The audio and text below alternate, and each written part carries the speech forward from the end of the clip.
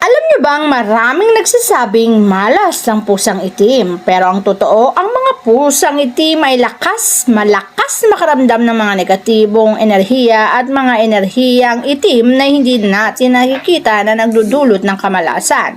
Kaya naman palagi silang nagbibigay babala sa kanilang mga master. Kapag ang mga pusang itim na iyong alaga ay nagbigay babala, inyo itong pakinggan sapagkat malakas ang kanilang pakiramdam na may kamalasang magaganap. Kapag naman madalas gumagalaw ang tenga ng pusa na yan, nasa loob ng iyong tahanan ang negatibong enerhiyang maaaring magdulot ng kamalasan. Kaya mas mainam na alisin o tanggalin ang kamalasan at makinig sa mga babalang pinibigay sa atin ng mga alaga nating pusa.